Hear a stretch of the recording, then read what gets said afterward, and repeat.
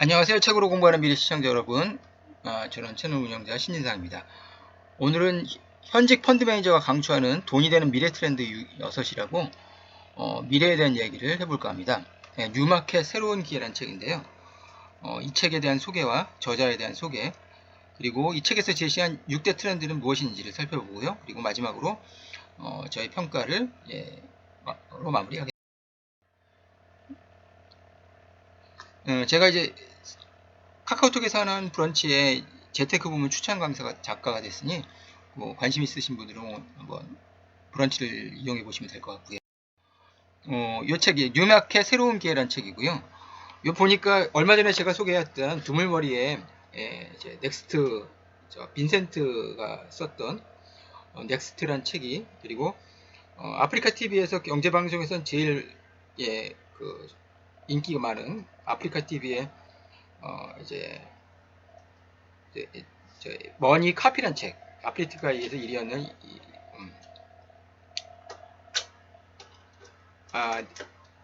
테이버죠, 테이버. 그쵸, 예. 근데 그렇게 많은 돈을 벌지 못했더라고요. 근데 수익률보다는, 그쵸, 예.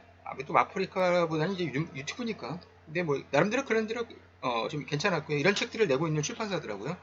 그리고 저자는 김명선이라고, 한 뭐 20대 후반에 30대 초반 정도, 7년 정도의 컨버스 자산운용에서, 자산운용이라는 말이 붙은 회사가 펀드 매니저가 있는 거고요. 사람들은 이제 증권사에서 일하는 사람을 펀드 매니저라고 생각하는데 그 착각이에요. 증권사에서 펀드 매니저가 없습니다. 증권사에서 소속되어 있는 자산운용사가 거기서 펀드를 굴리는 사람들을 펀드 매니저라고 해요. 그러니까 펀드 매니저는 증권사 소속이 아닌 거죠. 증권사의 자회사인 자산운용사 소속이죠. 돈을 굴리는 사람들이 펀드 매니저고요.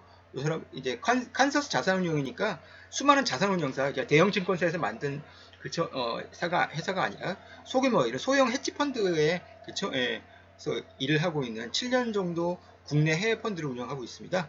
보니까 유튜브도 하는 것 같더라고요. 이제 전략에 따라 가지고 펀드 매니저들은요, 일단 보유 전략, 롱 올리 전략이죠. 그리고 롱 쇼트 전략은 어떤 종목은 보유하고 어떤 종목은 대서 종매도 때리고, 그리고 마이클 버리처럼 옹리 숏 전문가도 있고, 이런 다양한 전략들입니다. 이벤트 프리즌 드리븐 전략은 그렇죠. 예.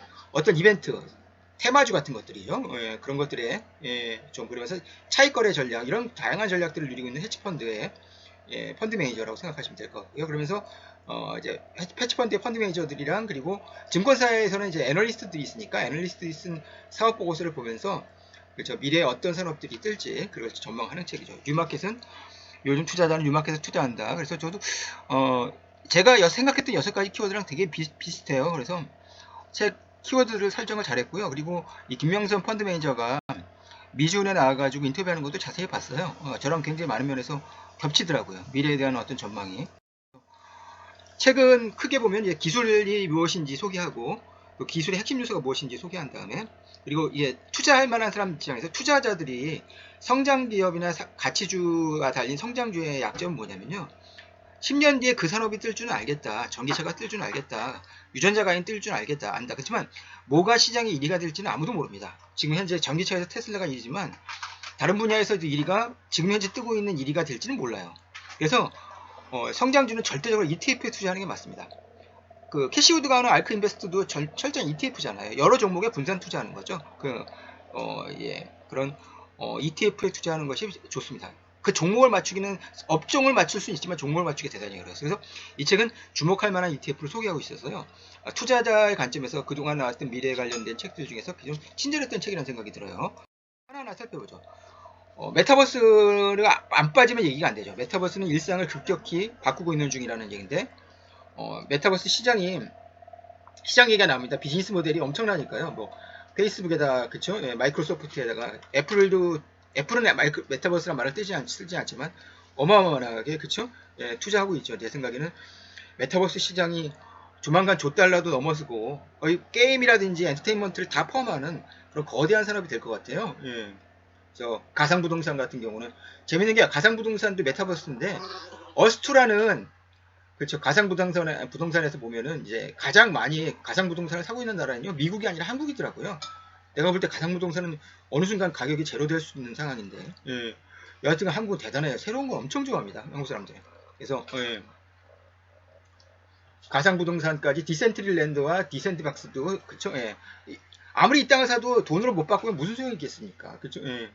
우리 벌추얼 인플루언서 로즈 이런 것들이 그쵸? 예. 메타버스의 그쵸? 뭐랄까? 예. 그 어떤 상징이면서 메타버스가 플랫폼이 되고 있는 그죠? 메타가 바로 지향하는 게 메타버스의 플랫폼이 되겠다는 뜻 아니겠습니까? 그렇죠? 그래서 이제 어마어마한 시장으로 이제 글쎄요 뭐 1조 달러가 넘는 시장으로 그죠 성장할 것 같다는 얘기를 하고 있고요. ETF를 한번 볼까요? ETF는요 어떤 ETF가 이제 이 펀드 매니저가 추천하냐면 METB라는 그죠? 예.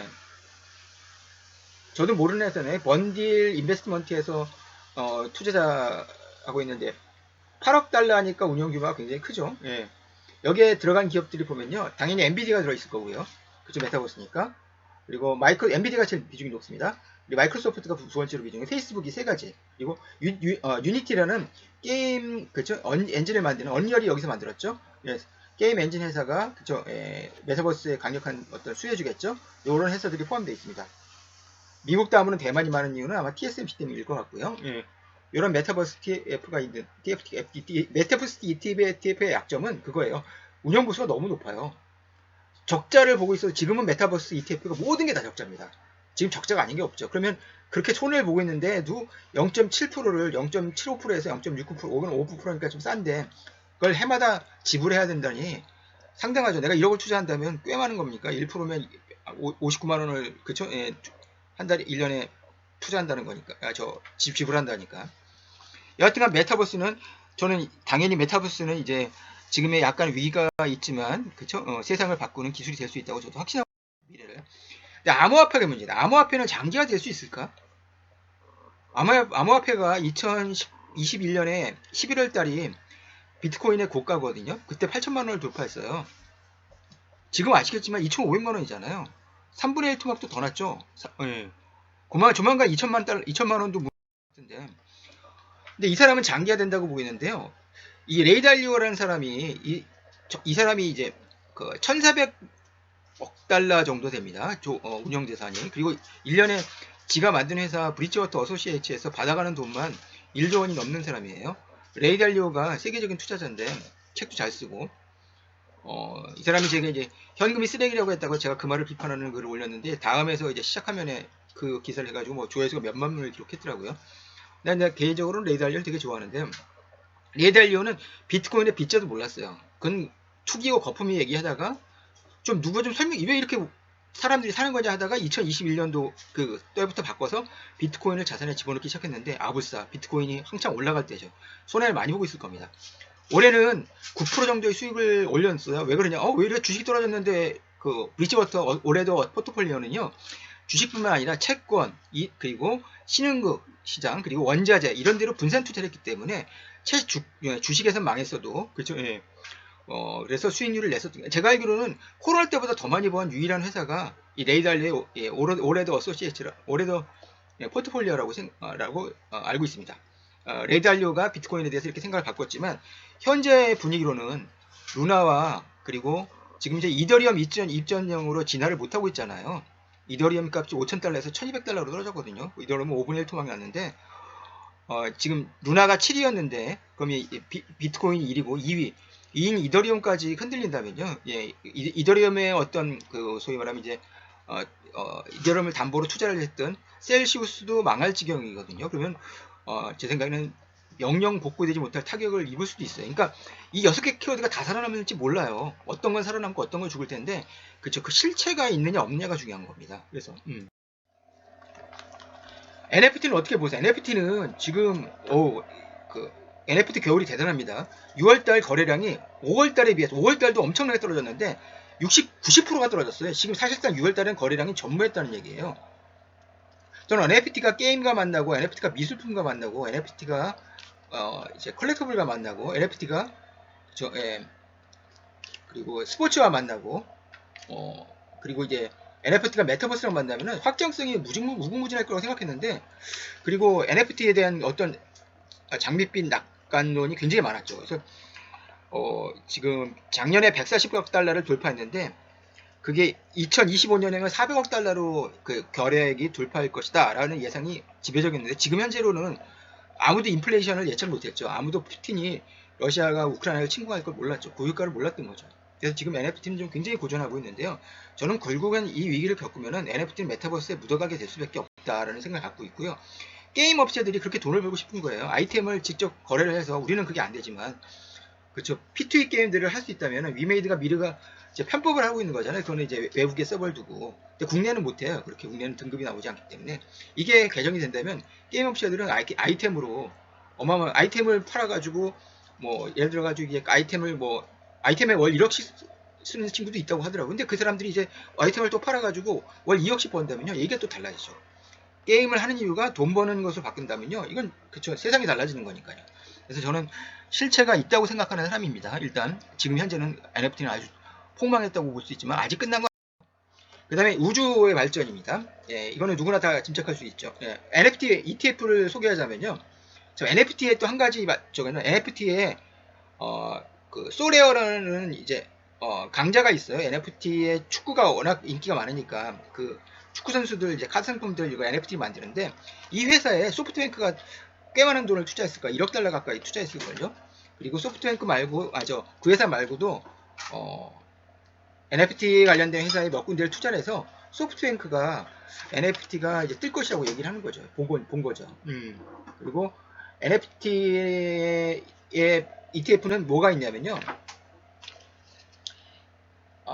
NFTZ라는 그 이제 티커명이 있고요. 티커명은 이제 미국 나스닥 시장이나 뉴욕 증권거래소에서 거래될 때 그 종목명입니다. 그리고 운영사는 이제 니피니안스라는 곳이고 수수료는 0.65%니까 중간 정도 되네요. 근데 지금 1310만 달러밖에 안 되니까 운영 규모가 NFT는 그쵸 좀 메타버스나 이제 그 비트코인보다는 좀 규모가 적다고 생각하시면 될 것 같아요. 그 다음에 우주 민간 주도 계획은요. 아르테미스 계획이라고 이제 우주 지도 계획이 1913년까지는요. 미국이 휴스턴에서 나사가 직접 하던 아폴론 계획이었죠. 그리고 나서 이제 해산하고 나서 이제 2000년대는 이제 나사가 중심이 되지 않고 스페이스X나 블루 오리진 그리고 버진 갤럭틱 같은 회사들이 민간 회사가 주도하는 그 민간 주도 발전으로 바뀌었어요. 이걸 주목하라는 얘기죠. 여기에 돈을 태우고 싶어 하는 거예요. 이게 어마어마합니다. 스페이스X는 제가 볼 때는 기업 상치는 1000억 달러가 넘을 것 같고요. 이제 상장하기도 전에 그걸 쉽게 말하면 이제 테슬라보다도 더 많은 부를 가져올 수 있는 거죠. 그렇죠? 예. 결국 미래는 우주로 나가고 싶고 낮에 나갈 수밖에 없으니까 인간이 지구가 폭발하려고. 그렇죠? 이런 상황에서. 그래서 아르테미스 계획에 주목을 할 수밖에 없고요. 이제 특히 민간 주도 발전. 그리고 왜 그러냐면요. 그동안의 비용이 우주선을 우주로 보낼 때 한 사람의 운반 비용이 얼마나 들었을 것 같습니까? 아폴론 기행이니까 50년 전이죠. 3억 5천만 달러예요. 1인당. 3억 5천만 원이 아니에요. 한 번 보내면은 다 그쵸 버리는 것들이기 때문에 그렇게 많은 비용. 그러니까 비용이 그걸 그런 비용으로 어떻게 이주를 하고 하겠습니다. 10,000명만 했으면 전 세계에 있는 돈 다 날라서 다 쓰게요. 그래서 아르테미스는 그 비용을요 3억 5천만 달러에서 5천만 달러로 줄였습니다. 왜냐? 스페이스X에서 하는 것은 100회까지 그쵸 로켓을 재사용할 수 있기 때문에 그래요. 그래서 스페이스X는 상장하지 않을 것 같고요. 저는 블루 오리진은 언젠가는 상장할 거라고 보는데 그거 기업 역시 그쵸 예, 아마존을 뛰어넘을 수 있는 대단한 기업이 될 수 있겠죠. 근데 전기차가 ETF를 한번 볼까요? ETF는 UFO라는 ETF가 저도 들었고요. UFO가 유명하고 이게 0.75%로 그리고 알크앤X라는 그쵸 예, 지금 굉장히 많이 손해를 보고 있는 회사 저거죠. 캐시우드가 만든 저것도 있습니다. 캐시우드가 만든 아크 관련된 ETF는요. 모두 보수율이 엄청나게 높습니다. 0.15% 제일 높죠. 이건 현재 4억 달러 정도의 어떤 자금으로 굴러가고 있는데요. 3D 프린터 업체도 있고 처음에는 넷플릭스도 있었어요. 넷플릭스가 여기 왜 들어갔나 싶었는데 거기서 넷플릭스 본다는 얘기죠. 예. 뭐하러 넷플릭스 보러 그 우주까지 갑니까? 그래서 나중에 빠졌어요. 그 다음에 UFO라는 그쵸? ETF도 유명하고요. UFO는 진짜 스페이스 관련된 기술들 그리고 그리고 아르테미스라는 계획에는요 한국의 하나그죠 하나에너지인가요? 또 이제 포괄 텀도 있습니다. 우주에 투자하려면요 하나의 미래를 보고 투자하는 것도 괜찮은 생각이에요. 그 다음에 이제 5번째가 전기차 모빌리티 산업인데요. 전기차는 확실히 오잖아요. 그 다음은 문제는 자율주행차의 시대가 올 것이냐, 아니면 공중택시인 UAM의 시대가 올 것이냐인데, 그 두 개를, 그쵸, 어느 쪽이 될지 확실히 모르고 있어요. 근데 제 생각에는 UAM이 더 먼저 될 수 있다는 생각이 들어요. 자율주행차는요, 쉽지 않을 거예요. 돌발 상황이랑, 그쵸, 예. 이게 너무 큰 문제가, UAM은 오히려 우주는 비행은, 그쵸, 자동 조종이 훨씬 더 쉽고, 그리고 통제할 가능성도 높기 때문에, 근데 무섭긴 할 겁니다. 그쵸? UAM이. 그래서 UAM의 회사들도 여기 몇 군데 소개되어 있고, 조비라는 데가 유명하죠. 그리고,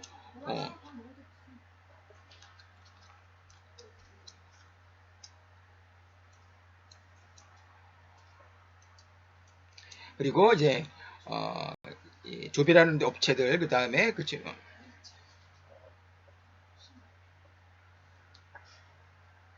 그리고, 그 릴리움이라는 독일 업체도 유명합니다. 이런 데들을 주목하시면 될 것 같고요. 첫 번째 키워드는요, ESG를 펀드 매니저는 어떻게 보고 있을까? 이 ESG란 말을 그냥 꺼낸 사람이 세계 최고의 펀드 매니저죠. 그렇죠? 원래는 블랙스톤에 있다가 나와가지고 차린 블랙록이라는 회사를 차린 레리 핑크라는 회장이 만든 용어예요. 2019년에. 이게 이제 즉 뭐냐? 앞으로 투자할 회사들은 그죠? 환경을 중시하는 ESG는 무엇보다 환경이 중시되니까 이제 그 기업에 투자만 하겠다. 즉 화석 연료를 그렇죠? 어떤 이제 주 소유원으로 하고 있는 회사들은 투자하지 않겠다고 했죠. 그래서 바이든의 어떤 친환경 노선과 함께 근데 지금 약간 이 뭐랄까 이제 이 러시아의 푸틴이한 폐악실 때문에 조금 ESG가 좀 가라앉은 느낌도 들어요. 이 사람은 저도 ESG를 굉장히 긍정적으로 보고 있고요. 기업 실적이 결국은 ESG를 해야 그쵸? 예, 좋아질 수밖에 없다는 생각을 해요. 그래서 근데 그럼 ESG를 어떤 기업에다 그쵸? 하는 기업들이 그러니까 ESG는 넷플릭스 같은 기업이 여성 임원들도 많고 흑인 임원들도 많고 그래서 히스패닉 임원들도 꽤 많고 이런 회사들을 찾아가지고 ESG에서 이제 소셜 부분을 높은 점수를 주는 거죠. 친환경과 그렇죠. 예, 이런 회사들을 고를 때 내가 찾기 힘들다 싶을 때 무조건 ETF입니다. 그럼 ESG ETF가 있더라고요. ESGU예요. 예, 블랙락에서 제가 앞에서 소개했던 블랙락 여기는 수수료 블랙락은 돈을 많이 버니까 수수료가 엄청 싸네요. 0.15%.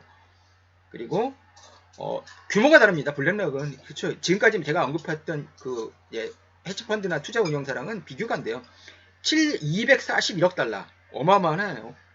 애플은 그쵸 팀쿡 때문에 자연히 이렇게 할 것 같고 마이크로소프트가 내가 알기로는 ESG 평가 지수가 세계에서 제일 높습니다. 아마존도 있고요. 아마존은 근데 약간 노사관계에서 좀 문제점이 있지 않나요? 알파벳도 포함되어 있습니다. 메타도 포함되어 있고, 예. 엔비디아도 있고, 근데 테슬라가 보이진 않네요. 예. 테슬라가 약간 소셜에서 점수가 깎이는 거예요. 예. 그래서 ETF까지 소개를 하고 있고요. 이렇게 해서 6개의 키워드를 저도 그 중에서 5개 정도는 저도 생각했던 거랑 겹치더라고요.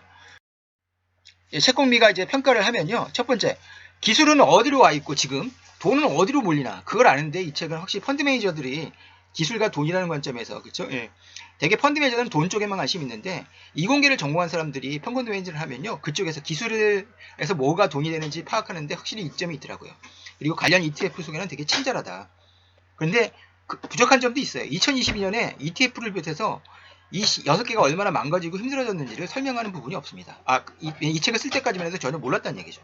그리고 장밋빛 전망뿐 아니라 회의론도 다루었으면 철학적으로 접근하는 필요도 있거든요. 저는 메타버스 같은 경우는 그리고 NFT 같은 경우는 그런 인간의 희소성이라든지 메타버스는 현실을 잊고자 하는 가상현실에 빠지고 싶은 인간의 그쵸 욕망이라든지 이렇게 좀 철학적으로 접근하는 것도 책의 어떤 품위를 높일 수 있는 길이 될 수 있었을 것 같다는 생각하는데 그런 점이 없다는 게 좀 아쉽습니다. 네, 여하튼 5점 만점에 4.4점 정도의 평가를 받을 수 있는 책이고 도움되셨다면 구독과 좋아요, 알람 설정 부탁드리겠습니다. 감사합니다.